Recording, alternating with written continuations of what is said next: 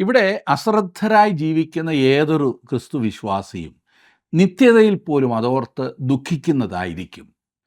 എനിക്കിതിനേക്കാൾ ഏറെ പ്രയോജനപ്പെടാമായിരുന്ന സ്ഥാനത്ത് ഞാൻ അത് ചെയ്തില്ലല്ലോ എന്ന ദുഃഖം. ഈ ശരീരത്തെ സന്തോഷിപ്പിക്കുന്നതിന് താങ്കൾ ശ്രമിക്കുന്ന അത്രയെങ്കിലും ദൈവഭക്തിയിൽ വളരുവാൻ ശ്രമിക്കുന്നുണ്ടോ?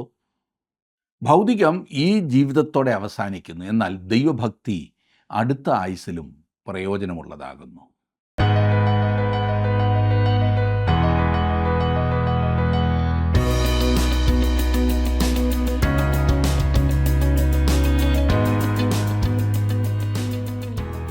ജീവസന്ദേശത്തിലേക്ക് എല്ലാ പ്രേക്ഷകരെയും സ്വാഗതം ചെയ്യുന്നു. ഒരു വചന ശുശ്രൂഷകൻ താൻ പഠിപ്പിക്കുന്ന കാര്യങ്ങൾ പഠിക്കുന്ന വ്യക്തികളിൽ ആത്മീയ വളർച്ചയ്ക്ക് പര്യാപ്തമാകുന്നുണ്ടോ എന്ന കാര്യത്തിൽ ശ്രദ്ധാലുവാകേണ്ടതുണ്ട്. ജനങ്ങൾക്ക് താല്പര്യമുള്ള കാര്യങ്ങൾക്കല്ല, വ്യക്തികൾ ആത്മീയമായി വളരുവാൻ ആവശ്യമായതും ദൈവഭക്തിക്ക് ഉതകുന്നതുമായ വിഷയങ്ങൾക്കാണ് ശുശ്രൂഷകർ ഊന്നൽ നൽകേണ്ടത്.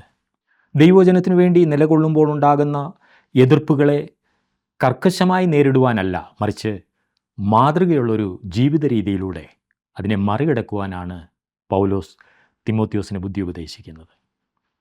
തിമോത്തിയോസിന് എഴുതിയ 1-ാം ലേഖനം 4-ാം അധ്യായത്തിൻ്റെ 6 മുതൽ 15 വരെയുള്ള വാക്യങ്ങളിലൂടെ ഇന്ന് നമ്മൾ കടന്നു പോകാം.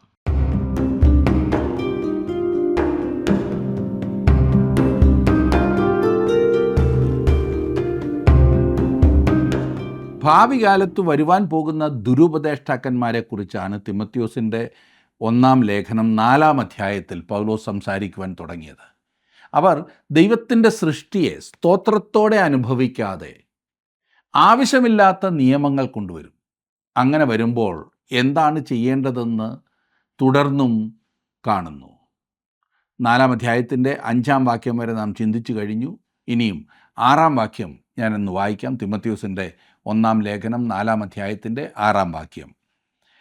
ഇത് സഹോദരന്മാരെ ഗ്രഹിപ്പിച്ചാൽ നീ അനുസരിച്ച വിശ്വാസത്തിൻ്റെയും സതുപദേശത്തിൻ്റെയും വചനത്താൽ പോഷണം ലഭിച്ച് ക്രിസ്തുയേശുവിന് നല്ല ശുശ്രൂഷകൻ ആകും. ഇത് സഹോദരന്മാരെ ഗ്രഹിപ്പിച്ചാൽ സഭയിൽ വരുവാൻ പോകുന്ന വിശ്വാസത്യാഗത്തെക്കുറിച്ചും ദുരുപദേശത്തെക്കുറിച്ചും പൗലോസ് തിമോത്തിയോസിന് മുന്നറിയിപ്പ് നൽകി. ഒരിക്കൽ വിശ്വാസത്തെ ഏറ്റുപറഞ്ഞിട്ട് അതിനെ ത്യജിക്കുന്നതായ ഒരു അവസ്ഥയിലേക്ക് വരുന്ന അനേകം ആളുകളുണ്ട്. എന്നാൽ തിമോത്തിയോസ് വിശ്വാസികൾക്ക് ഇതിനെതിരെ മുന്നറിയിപ്പ് നൽകേണ്ടതുണ്ട്. നീ ക്രിസ്തുയേശുവിന് നല്ല ശുശ്രൂഷകനാകും. എല്ലാ വിശ്വാസിയും ഓരോ ശുശ്രൂഷകനാണ്. എന്നാൽ ഇവിടെ പൗലോസ് തിമോത്തിയോസിനെ ദൈവവചനം പഠിപ്പിക്കുന്നവനായി കണ്ടാണ് പറയുന്നത്. അത് ചിലർക്കുള്ളതായ ഒരു വരമാകും, മറ്റു ചിലർക്ക് ആ വരം ഇല്ലതാനും.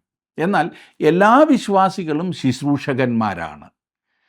ഇവിടെ പറയുന്നു, വിശ്വാസത്തിൻ്റെയും സതുപദേശത്തിൻ്റെയും വചനത്താൽ പോഷണം ലഭിച്ചു. ഇങ്ങനെയാണ് വിശ്വാസി ദൈവവചനത്തിൽ വളരേണ്ടത്. ഏതെങ്കിലുമൊക്കെ അർത്ഥമില്ലാത്ത കാര്യങ്ങളിൽ തർക്കിച്ചും വാദിച്ചുമല്ല നാം ആത്മീയമായി മുൻപോട്ട് വളരേണ്ടത്. അത് കഴിക്കാമോ, ഇത് കഴിക്കാമോ, അത് ചെയ്യാമോ, ഇത് ചെയ്യാമോ ഒക്കെ ദൈവവചനത്തിൽ പോഷണം ലഭിക്കുന്ന ഒരു ദൈവപൈതലിൻ്റെ പ്രശ്നമല്ല. നമ്മുടെ ഭക്ഷണം ദൈവവചനത്തിലും വിശ്വാസത്തിലുമായിരിക്കണം. ദൈവവചനം ക്രമമായി ഭക്ഷിക്കാത്തവൻ എന്തെല്ലാം ഭക്ഷിക്കാതിരുന്നത് കൊണ്ട് യാതൊരു പ്രയോജനവുമില്ല. പൗലോസ് തിമോത്തിയോസിന് വിശ്വാസത്യാഗത്തെക്കുറിച്ചും ദുരുപദേശത്തെക്കുറിച്ചും മുന്നറിയിപ്പ് നൽകിക്കഴിഞ്ഞു. ഇനിയും തിമോത്തിയോസ് ഒഴിഞ്ഞിരിക്കേണ്ട കൂടുതൽ കാര്യങ്ങൾ അവൻ പറയുന്നു. 4-ാം അധ്യായത്തിൻ്റെ 7-ാം വാക്യം. ഭക്തിവിരുദ്ധമായ കിഴവിക്കഥകളെ ഒഴിച്ച് ദൈവഭക്തിക്ക് തക്കവണ്ണം അഭ്യാസം ചെയ്യുക. ഭക്തിവിരുദ്ധമായ കിഴവിക്കഥകളെ ഒഴിച്ച്, ആത്മീയമായി വളരുവാൻ ഒരു വിധത്തിലും സഹായിക്കാത്ത എന്തെങ്കിലുമൊക്കെ കൊണ്ടാണ് അനേകരും വചനം പഠിപ്പിക്കുവാനുള്ള സമയം കളയുന്നത്. എവിടെ നിന്നെങ്കിലും കിട്ടുന്ന കുറേ അമ്മൂമ്മ കഥകൾ. ഒരു ചിന്തകൻ അതിനെക്കുറിച്ച് പറഞ്ഞത്, അർത്ഥശൂന്യമായ അന്ധവിശ്വാസങ്ങൾ അമ്മൂമ്മമാർ കുട്ടികളെ പറഞ്ഞ് പീഡിപ്പിക്കുന്ന തരത്തിലുള്ള കഥകൾ. ഉമ്മാക്കി വരുന്നെന്നും അങ്ങനെ ചെയ്താൽ ദോഷമാണെന്നും ഇങ്ങനെ ചെയ്താൽ അങ്ങനെയാണെന്നും ഒക്കെ പറയുന്ന കഥകൾ, അടിസ്ഥാനമില്ലാത്ത കഥകൾ. ഒരു നല്ല ശുശ്രൂഷകൻ അടിസ്ഥാനരഹിതവും പ്രയോജനശൂന്യവുമായ ഇത്തരത്തിലുള്ള പഠിപ്പീരുകളിൽ നിന്നും ഒഴിഞ്ഞു നിൽക്കണം. എന്നിട്ട് പറയുന്നു ദൈവഭക്തിക്ക് തക്കവണ്ണം അഭ്യാസം ചെയ്യുക. തീമോത്തിയോസ് തൻ്റെ ജീവിതത്തിൽ ദൈവഭക്തി അഭ്യസിക്കണമായിരുന്നു. അനേകരും ദൈവഭക്തി അഭ്യാസം ചെയ്യുമ്പോൾ ചെയ്യരുതാത്ത കാര്യങ്ങൾക്കാണ് കൂടുതൽ ഊന്നൽ കൊടുക്കുന്നത്. ചെയ്യേണ്ട കാര്യങ്ങൾ അത്ര ശ്രദ്ധിക്കാറില്ല. പൗലോസ് ദൈവഭക്തിയിലുള്ള അഭ്യാസത്തെ ശാരീരിക അഭ്യാസവുമായിട്ടാണ് സാമ്യപ്പെടുത്തുന്നത്. ക്രമമായുള്ള എക്സസൈസ് അല്ലെങ്കിൽ വ്യായാമം. ഇന്നത്തെ സഭകളിലെ ഏറ്റവും വലിയ പ്രശ്നമായി പറയുന്നത് വിശ്വാസികൾ തങ്ങളുടെ ഉത്തരവാദിത്തം ചെയ്യുവാൻ കഴിവില്ലാത്ത അവസ്ഥയിൽ കാണപ്പെടുന്നു എന്നുള്ളതാണ്. അതിനുള്ള ശക്തിയില്ല. അങ്ങനെ കഴിവില്ലാതെ പോകുന്നതിൻ്റെ കാരണം ആത്മീയ വ്യായാമം ഇല്ലാത്തത് തന്നെയാണ്. ദൈവവചനം ക്രമമായി വായിക്കുകയും പഠിക്കുകയും പ്രാർത്ഥനയിൽ സമയം ചെലവഴിക്കുകയും ആരാധിക്കുകയും നമ്മുടെ വിശ്വാസത്തെ മറ്റുള്ളവരുമായി പങ്കുവയ്ക്കുകയും നല്ല കാര്യവിചാരകന്മാരായിരിക്കുകയും ഒക്കെ ചെയ്യുന്നതിലൂടെ ദൈവഭക്തിയിൽ വ്യായാമം ചെയ്തു വളരുവാൻ കഴിയുമെന്നോർക്കണം. ഈ അഭ്യാസം ആത്മീക വളർച്ചയ്ക്ക് അത്യന്താപേക്ഷിതമാണ്. തുടർന്ന് പൗലോസ് പറയുന്നു 8-ാം വാക്യത്തിൽ, ശരീരാഭ്യാസം അല്പപ്രയോജനമുള്ളതത്രേ, ദൈവഭക്തിയോ ഇപ്പോഴത്തെ ജീവൻ്റെയും വരുവാനിരിക്കുന്നതിൻ്റെയും വാഗ്ദത്തമുള്ളതാകിയാൽ സകലത്തിനും പ്രയോജനകരമാകുന്നു. ശരീരാഭ്യാസം അല്പപ്രയോജനമുള്ളതത്രേ. പൗലോസ് ശാരീരിക വ്യായാമത്തെ അത്ര പ്രധാനപ്പെട്ടതായി കാണുന്നില്ല എന്ന് പറയുന്നവരുണ്ട്. ഈ ഭാഗത്തു നിന്നും എനിക്കങ്ങനെ തോന്നുന്നില്ല. ഈ വ്യായാമത്തെക്കുറിച്ചും കായികാഭ്യാസങ്ങളെക്കുറിച്ചുമൊക്കെ എഫെസോസിൽ വളരെ നാൾ പാർത്ത പൗലോസിന് നല്ലതുപോലെ അറിയാമായിരുന്നു എന്നത്രേ ഞാൻ കരുതുന്നത്. അതുമാത്രമല്ല, പൗലോസ് തൻ്റെ സമയത്ത് വളരെയധികം നടന്നാണ് സുവിശേഷം പ്രസംഗിച്ചിരുന്നത്. അവന് നടക്കാതെ വേറെ മാർഗമൊന്നുമില്ലായിരുന്നു. ഇവിടെ ശരീരാഭ്യാസത്തെക്കാൾ ഏറെ ദൈവഭക്തിയിലെ അഭ്യാസത്തെക്കുറിച്ച് പൗലോസ് പറയുന്നതിന് കാരണം എഫേസിയിലെ ആളുകൾ കായികാഭ്യാസത്തിന് അമിത പ്രാധാന്യം നൽകിയവരായിരുന്നു എന്നുള്ളതാണ്. ശരീരാഭ്യാസം തെറ്റാകുന്നു എന്ന് പൗലോസ് ഇവിടെ പറയുന്നില്ല. അവൻ പറയുന്നത് നമുക്ക് കാര്യങ്ങൾ അതിൻ്റെ മുൻഗണന അനുസരിച്ച് ചെയ്യാം എന്നത്രേ. എന്നിട്ട് അവൻ പറയുന്നു ദൈവഭക്തിയോ ഇപ്പോഴത്തെ ജീവൻ്റെയും വരുവാനിരിക്കുന്നതിൻ്റെയും വാഗ്ദത്തമുള്ളതാകിയാൽ സകലത്തിനും പ്രയോജനകരമാകുന്നു എന്ന്. ശരീരാഭ്യാസം അല്ലെങ്കിൽ എക്സസൈസ് താങ്കളെ ഈ ആയുസ്സിൽ മാത്രമേ സഹായിക്കൂ. കാരണം ഒരു പുതിയ ശരീരം ലഭിക്കുമ്പോൾ ഈ ശരീരത്തിൽ വ്യായാമം ചെയ്തിരുന്നോ ഇല്ലയോ എന്നതൊരു പ്രശ്നമേ അല്ല. ഒരു ക്രിസ്തുവിശ്വാസി പാപത്തിൽ വീണതിന് ശേഷം വളരെ എളുപ്പത്തിൽ തന്നെ ദൈവത്തിങ്കിലേക്ക് കടന്നു വരാവുന്നതാണെന്ന് തർക്കിക്കുന്നവർ തെറ്റാണെന്ന് ഞാൻ പറയില്ല. അവർ പറഞ്ഞത് ശരിയാണ്. എന്നാൽ സുഹൃത്തെ, ദൈവഭക്തിയുള്ള ഒരു ജീവിതം ഇവിടെ മാത്രമല്ല, നിത്യതയിൽ പോലും അതിൻ്റെ മഹാത്മ്യം നിലനിർത്തുന്നതാണ്. ദൂരദേശത്തേക്ക് പോകുക വഴി മുടിയനായ പുത്രൻ വളരെയേറെ കാര്യങ്ങൾ നഷ്ടപ്പെടുത്തുകയുണ്ടായി. എന്നെന്നും അവൻ അതോർത്ത് ദുഃഖമുണ്ടായിരുന്നിരിക്കും എന്നതിൽ സംശയമില്ല. ഇവിടെ അശ്രദ്ധരായി ജീവിക്കുന്ന ഏതൊരു ക്രിസ്തുവിശ്വാസിയും നിത്യതയിൽ പോലും അതോർത്ത് ദുഃഖിക്കുന്നതായിരിക്കും. എനിക്കിതിനേക്കാൾ ഏറെ പ്രയോജനപ്പെടാമായിരുന്ന സ്ഥാനത്ത് ഞാനത് ചെയ്തില്ലല്ലോ എന്ന ദുഃഖം. ഈ ശരീരത്തെ സന്തോഷിപ്പിക്കുന്നതിന് താങ്കൾ ശ്രമിക്കുന്ന അത്രയെങ്കിലും ദൈവഭക്തിയിൽ വളരുവാൻ ശ്രമിക്കുന്നുണ്ടോ? ഭൗതികം ഈ ജീവിതത്തോടെ അവസാനിക്കുന്നു. എന്നാൽ ദൈവഭക്തി അടുത്ത ആയുസ്സിലും നിത്യതയിലും പ്രയോജനമുള്ളതാകുന്നു. അതുകൊണ്ട് ഇവിടെ ലഭിക്കുന്ന അവസരങ്ങൾ ഒന്നും തന്നെ ദൈവഭക്തിയിൽ അഭ്യാസം ചെയ്യാതിരുന്ന് നഷ്ടപ്പെടുത്തരുത്. കൂടുതൽ കൂടുതൽ വളരുവാൻ ശ്രദ്ധിക്കുക. 9-ാം വാക്യത്തിൽ നാം വായിക്കുന്നത്, ഇത് വിശ്വാസ്യവും എല്ലാവരും അംഗീകരിപ്പാൻ യോഗ്യവുമായ വചനം. താൻ ഇപ്പോൾ പറഞ്ഞതായ വിഷയം പൗലോസ് ഊന്നിപ്പറയുകയാണ് ഇവിടെ ചെയ്യുന്നത്. വേറെ വിധത്തിൽ പറഞ്ഞാൽ പൗലോസ് പറയുന്നത്, നിങ്ങൾക്ക് പ്രയോജനപ്പെടുന്ന ചിലതിതാ. 1-ാം നൂറ്റാണ്ടിൽ എഫെസോസിൽ അത് പ്രയോജനമായിരുന്നു. ഇന്ന് നമുക്കും ഈ വചനം ഏറെ പ്രയോജനമാണ്. മാറ്റമില്ലാത്ത വചനമാകുന്നു ഇത്. ഇതിൽ അനിശ്ചിതത്വമൊന്നുമില്ല. കാരണം നാം നമ്മുടെ ആശ്രയം വെച്ചിരിക്കുന്ന ദൈവമാണ് സകല മനുഷ്യരുടെയും രക്ഷകൻ. 10-ാം വാക്യത്തിൽ നാം വായിക്കുന്നത്, അതിനായിട്ട് തന്നെ നാം സകല മനുഷ്യരുടെയും പ്രത്യേകം വിശ്വാസികളുടെയും രക്ഷിതാവായ ജീവനുള്ള ദൈവത്തിൽ ആശ വെച്ച് അധ്വാനിച്ചും പോരാടിയും വരുന്നു. ഇന്ന് താങ്കൾ ക്രിസ്തുയേശുവിന് വേണ്ടി നിലകൊള്ളുവാൻ ശ്രമിച്ചെന്നാൽ അതിൻ്റെ വില കൊടുക്കേണ്ടി വരും. അതിൽ യാതൊരു തർക്കവുമില്ല.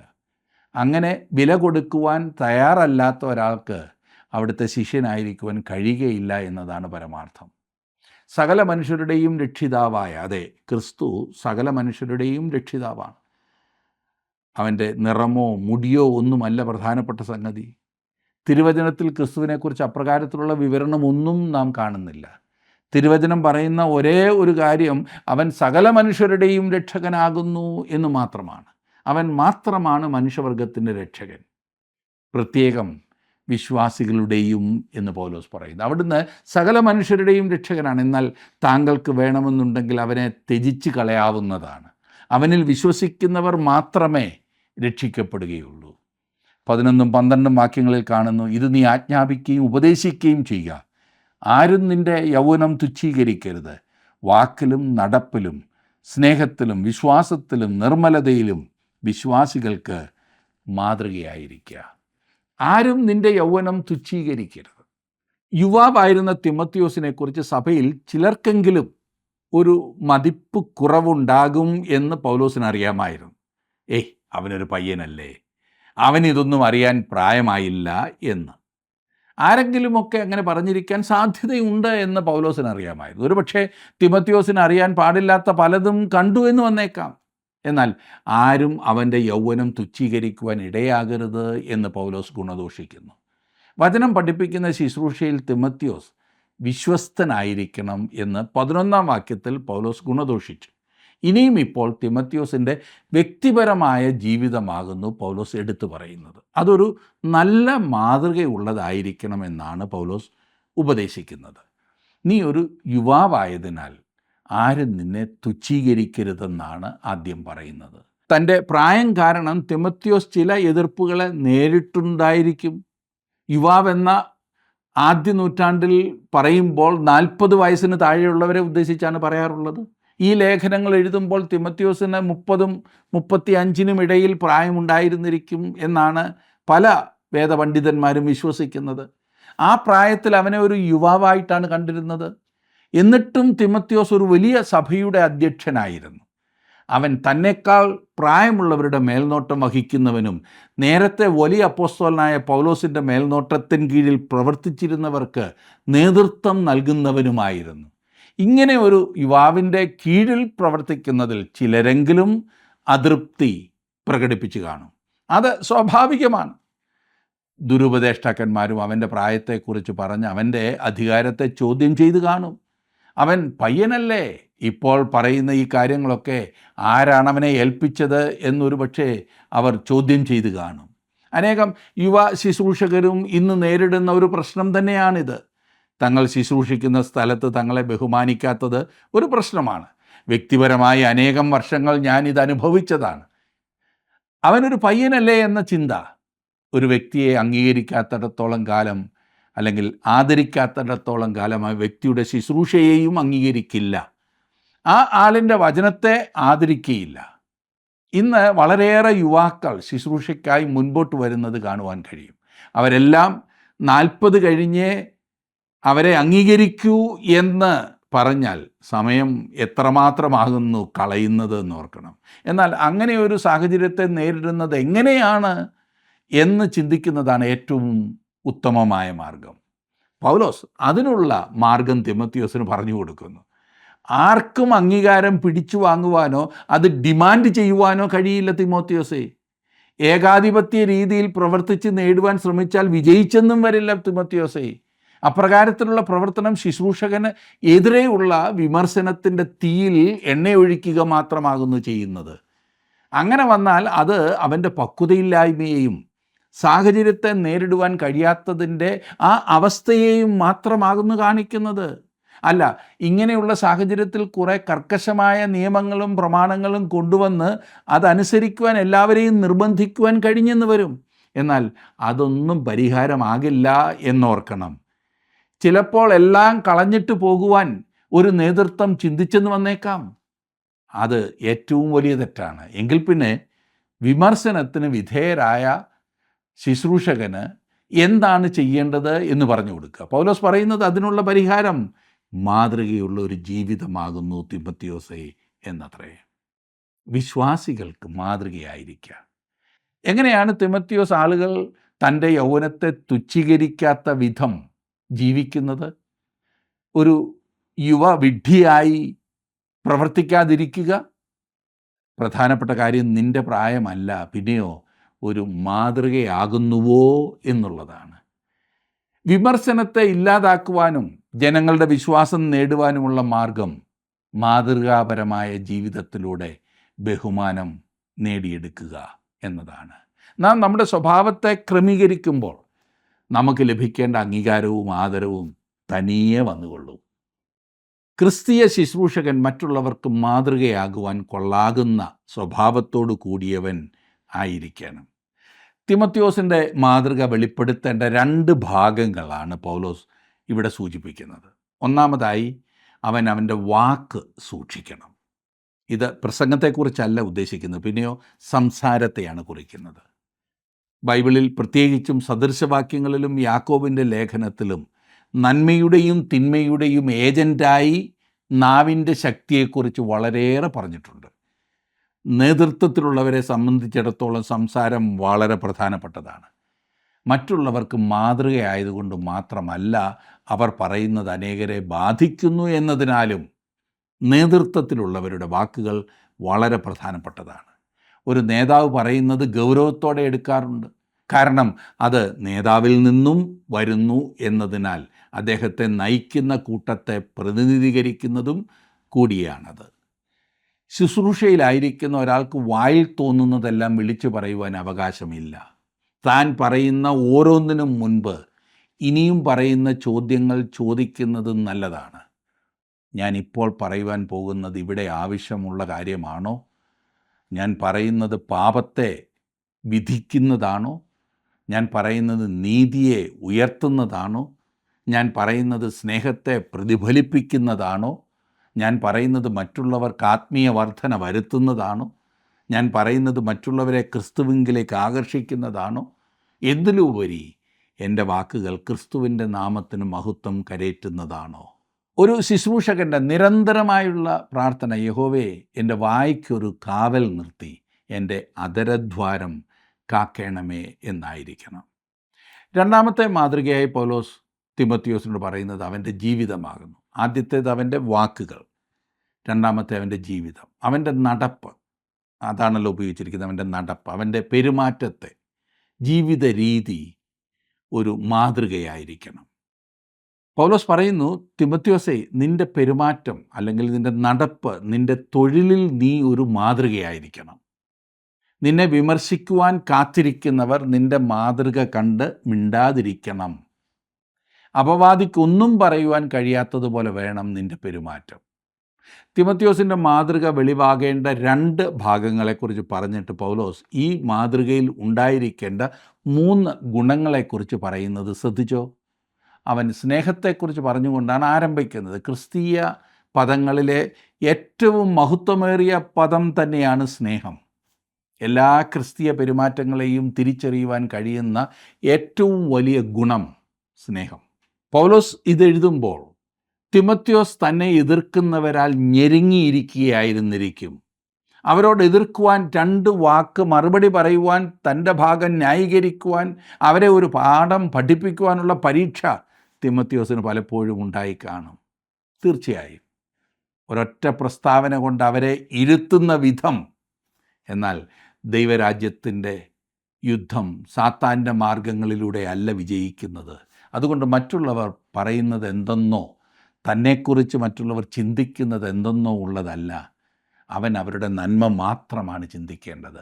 അവരോടൊരിക്കലും കയ്പായിരിക്കരുത്, ഒരിക്കലും പ്രതികാര വാഞ്ച ഉണ്ടാകരുത്. അവരെ വെറുക്കുവാൻ അവൻ ഒരിക്കലും തന്നെ അനുവദിച്ചുകൂടാ.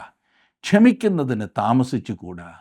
ആരെങ്കിലും എന്തെങ്കിലും പറഞ്ഞു എന്ന് കേൾക്കുമ്പോൾ അതിൻ്റെ പുറകെ പോയി ന്യായീകരിക്കുവാനും, ഞാൻ പറഞ്ഞതാണ് ശരി അല്ലെങ്കിൽ ഞാൻ അങ്ങനെ പറഞ്ഞില്ലേ എന്ന് പറഞ്ഞ് ഏതെങ്കിലും വിധത്തിലൊക്കെ തടി തപ്പുവാൻ ശ്രമിക്കുന്നതായ ഒരു പ്രവണതയല്ല ഉണ്ടാകേണ്ടത്. ക്ഷമിക്കുക, സ്നേഹിക്കുക, അവരെ അംഗീകരിക്കുക. പൗലോസ് പറയുകയാണ്, തിമോത്തിയോസേ, സ്നേഹം കൊണ്ട് നീ അവരെ നേടണം. പൗലോസ് സൂചിപ്പിക്കുന്ന രണ്ടാമത്തെ സ്വഭാവ ഗുണം വിശ്വാസമാകും. പല വിധത്തിലുള്ള പ്രശ്നങ്ങളെ നേരിടേണ്ടി വരുമ്പോൾ ദൈവത്തിലുള്ള നമ്മുടെ ആശ്രയത്തെ അത് പരീക്ഷിക്കുന്നതാകും. അപ്രകാരത്തിലുള്ള സാഹചര്യത്തിൽ ലോകപ്രകാരമുള്ളൊരു പ്രതിവിധി നാം തേടിയെന്ന് വന്നേക്കാം. കാരണം അത് ഉടനെ ഫലം തരുന്നതാണ്. അതല്ല എങ്കിൽ നാം ആകെ നിരാശപ്പെട്ടു എന്ന് വന്നേക്കാം. അതും അല്ല എങ്കിൽ ന്യായരഹിതമായി നാം പ്രതികരിച്ചു എന്ന് വന്നേക്കാം. ഈ തരത്തിലുള്ള പ്രതികരണങ്ങൾ ദൈവത്തിലും അവിടുത്തെ വാഗ്ദത്തങ്ങളിലും വിശ്വാസമില്ലാത്തത് കൊണ്ടാകുന്നു എന്നോർക്കണം. ഏതൊരു പ്രതിസന്ധിയിലും പതറാതെ അടിയുറച്ച് നിൽക്കുവാൻ കഴിയുന്നത് ദൈവത്തിലുള്ള വിശ്വാസം ഒന്നുകൊണ്ട് മാത്രമാണ്. തിമോത്തിയോസിൻ്റെ മാതൃക എടുത്തു കാണിക്കേണ്ട മൂന്നാമത്തെ ഭാഗം നിർമ്മലതയാകുന്നു. നിർമ്മലത. ഇതിന് രണ്ട് വശമുണ്ട്. ഒന്നാമത്തേത് ധാർമ്മിക വിശുദ്ധി.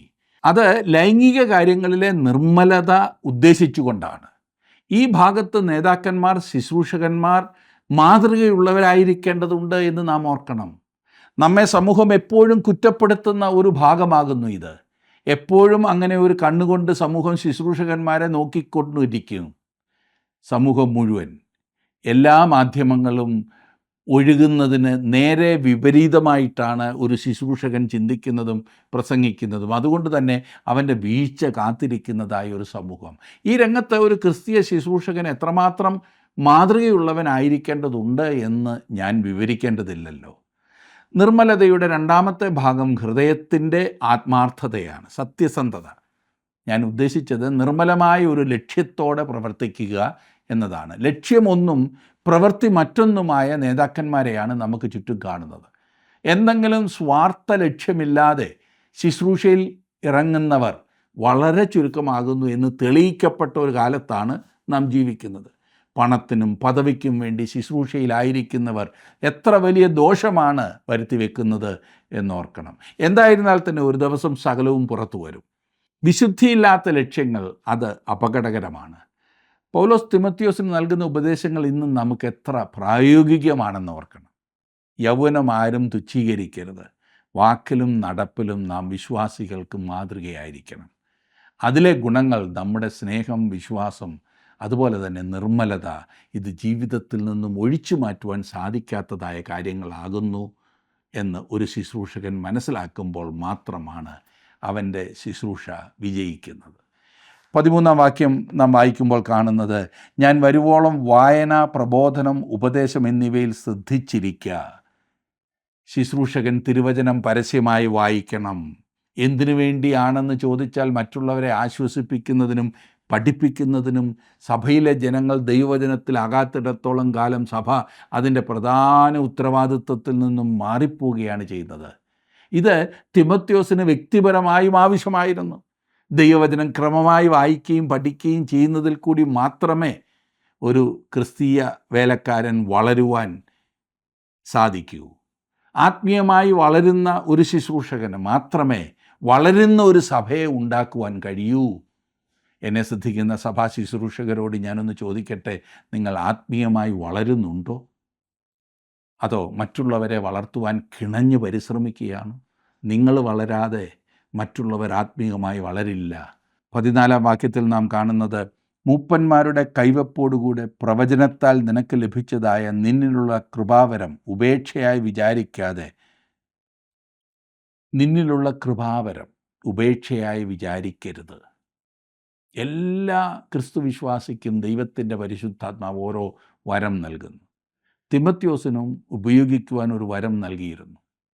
പ്രവചനത്താൽ നിനക്ക് ലഭിച്ചതായി. എന്താണ് ഈ യുവാവ് ചെയ്യുവാൻ പോകുന്നതെന്ന് പൗലോസ് മുൻകൂട്ടി പറഞ്ഞിരുന്നു. കൈവപ്പ് ശുശ്രൂഷ എന്ന് പറയുമ്പോൾ അത് ശുശ്രൂഷയിലെ പങ്കാളിത്തത്തെ മാത്രമാണ് കാണിച്ചിരുന്നത്. 15-ാം വാക്യത്തിൽ നാം വായിക്കുന്നത്, നിന്റെ അഭിവൃദ്ധി എല്ലാവർക്കും പ്രസിദ്ധമായി തീരേണ്ടതിന് ഇത് കരുതുക, ഇതിൽ തന്നെ ഇരുന്നു കൊള്ളുക. ഇത് കരുതുക, ഇത് ധ്യാനിക്കുക, നിന്റെ പഠനത്തിൽ ശ്രദ്ധിക്കുക. ദൈവവചനം പഠിക്കാത്തതിൽ ഒരു ഉപാധിയും പറഞ്ഞ് രക്ഷപ്പെടുവാൻ ഒരു ശുശ്രൂഷകന് സാധിക്കില്ല. ഇവിടെ പറയുന്നു, ഇതിൽ തന്നെ ഇരുന്നു കൊള്ളുക. കൂടുതൽ സമയം പഠിക്കുവാൻ ആവശ്യമാണ്. പലപ്പോഴും ശുശ്രൂഷകന് പഠിക്കുവാൻ മാത്രം സമയമില്ല. ലോകത്തിൽ സകലത്തിൻ്റെയും പുറകെ പോകും. എന്നാൽ ദൈവവചനം പഠിക്കുവാനും എന്നിട്ട് പഠിപ്പിക്കുവാനും അവന് മനസ്സില്ല, സമയമില്ല. ശത്രു അതിന് സമ്മതിക്കുകയുമില്ല. ദൈവവചനം പഠിക്കുവാൻ ഇരുന്നാൽ ഉടനെ 100 കൂട്ടം കാര്യങ്ങളായി. അതുപോലെ തന്നെ നിൻ്റെ അഭിവൃദ്ധി എല്ലാവർക്കും പ്രസിദ്ധമായി തീരേണ്ടതിനെന്ന് പറഞ്ഞിരിക്കുന്നു. നിൻ്റെ പ്രസംഗത്തിലെ അഭിവൃദ്ധി ഇന്നലെ പ്രസംഗിച്ചതിനേക്കാളിലും നല്ലതായിരിക്കണം ഇന്ന്. ആളുകൾ അത് മനസ്സിലാക്കണം. പഠിച്ചു എന്ന് ആളുകൾക്ക് ഗ്രഹിക്കുവാൻ കഴിയണം. നിൻ്റെ പ്രസംഗത്തിലെ അഭിവൃദ്ധി എന്നാണ് ഇവിടെ പറയുന്നത്. അല്ലാതെ ഭൗതികമായിട്ടുള്ള വളർച്ചയെക്കുറിച്ചോ അഭിവൃദ്ധിയെക്കുറിച്ചോ അല്ല പൗലോസ് പറയുന്നത്. ഒടുവിലത്തെ വാക്യം 16-ാം വാക്യം, നിന്നെ തന്നെയും ഉപദേശത്തെയും സൂക്ഷിച്ചു കൊള്ളുക, ഇതിൽ ഉറച്ചു നിൽക്കുക. അങ്ങനെ ചെയ്താൽ നീ നിന്നെയും നിൻ്റെ പ്രസംഗം കേൾക്കുന്നവരെയും രക്ഷിക്കും. ദൈവവചനം പഠിച്ച് ശരിയാവണ്ണം പഠിപ്പിക്കാത്ത ശുശ്രൂഷകനോട് ദൈവം കരുണ കാണിക്കട്ടെ എന്ന് മാത്രമാണ് ഞാൻ പ്രാർത്ഥിക്കുന്നത്. അത് ഭയാനകമായ പാപമാണ്. അതിനേക്കാൾ നല്ലതാണ് ഒരു കൊള്ളക്കാരനായിരിക്കുന്നത് എന്ന് പറഞ്ഞാൽ ഒട്ടും കടന്നുപോയില്ല എന്ന് ഞാൻ വിശ്വസിക്കുന്നു. പക്ഷേ അതാണ് വാസ്തവം. കാരണം ഒരു ശുശ്രൂഷകനെ കൊണ്ട് ദൈവം ആഗ്രഹിക്കുന്നതും സഭയെ ആഗ്രഹിക്കുന്നതും ആ ശുശ്രൂഷകനിൽ നിന്നും ലഭിക്കുന്നില്ല എങ്കിൽ നാം നമ്മുടെ ഉത്തരവാദിത്വത്തിൽ വീഴ്ച വരുത്തുകയാണ്, മനുഷ്യനെ ചൂഷണം ചെയ്യുകയാണ്.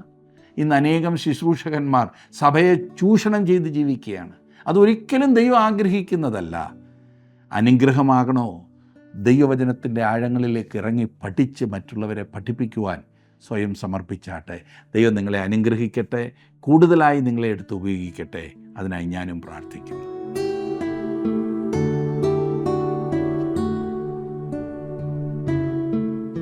വിശ്വാസികൾക്ക് മുമ്പിൽ മാതൃകയുള്ളൊരു ജീവിത നിലവാരം കാത്തു സൂക്ഷിക്കുന്നതിനൊപ്പം തങ്ങളുടെ തന്നെ ആത്മീയ നിലവാരത്തെക്കുറിച്ച് ബോധമുള്ളവർ ആയിരിക്കണം സഭാ ശുശ്രൂഷകർ.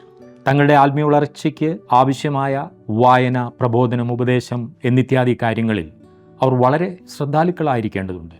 മറ്റുള്ളവരോട് പ്രസംഗിക്കുന്നതിനൊപ്പം തങ്ങളുടെ തന്നെ രക്ഷയ്ക്ക് വേണ്ടിയും അവർ പ്രവർത്തന നിരതരായിരിക്കുവാൻ വചനം പ്രബോധിപ്പിക്കുന്നു. തിമോത്തിയോസ് എന്ന ഈ യുവ ശുശ്രൂഷകനുള്ള ഉപദേശങ്ങൾ നമുക്കും അനുഗ്രഹമായി തീരട്ടെ.